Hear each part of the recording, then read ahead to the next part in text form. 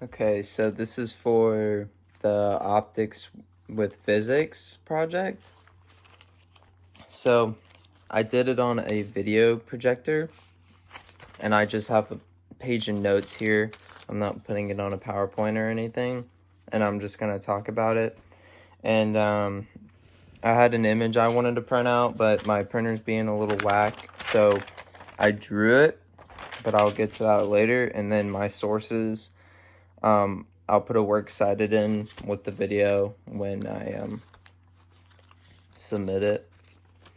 So talking about video projectors, the background in history on the video projectors.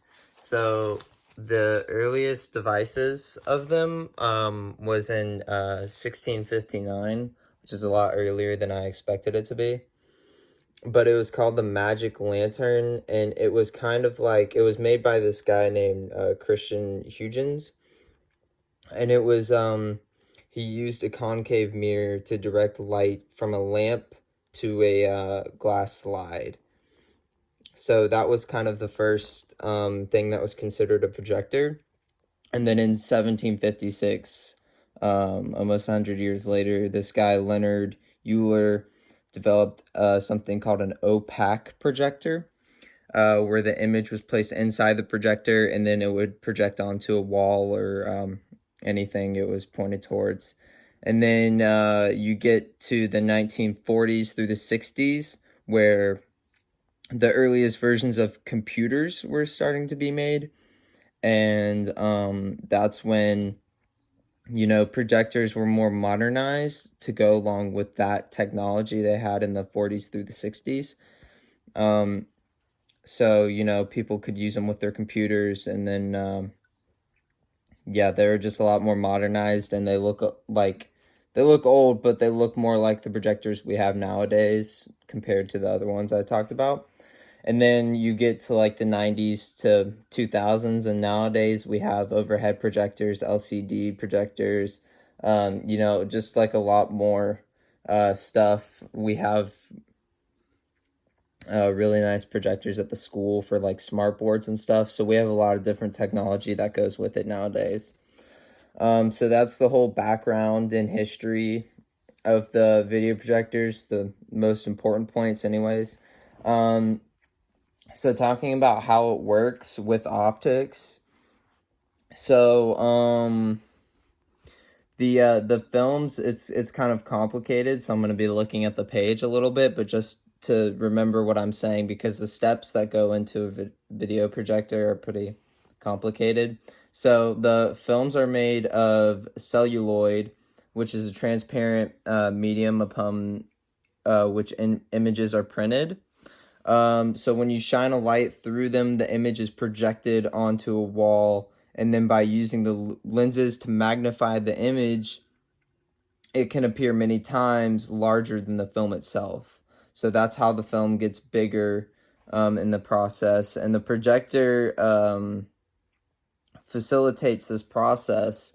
So every piece of film has a series of evenly spaced holes on either side. A series of sprockets pull the film across the front of the lamp, and a shutter is used to block light while the film is moving. And then a lens on the other side of the film then magnifies and projects the image on the screen. So those are all the parts that go into it. And now, that being said, I'm going to get to the sheet that I drew. So on this, we have, this is a bad drawing, but here's the concave mirrors going into the projector, and then here is where your light source is at. So this is where it starts, and then this is the projecting lens. So this is where the light comes out of. So you got the slide right here, and then you have the condenser right here in the middle, and then I'll talk about what these parts mean. So the concave mirror right here is used to reflect the light back in parallel ways. Okay, so that's what that's used for. So it goes straight forward, these two arrows pointing forward, parallel. And then the condenser right here is just to make sure everything reflects parallel.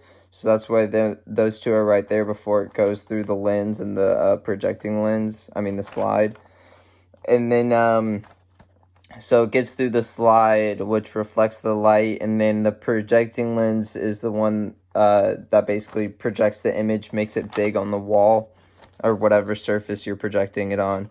And so that is pretty much it about video projectors with optics and physics. And so I'll put my works cited, all the sources I used with this video. So that's it.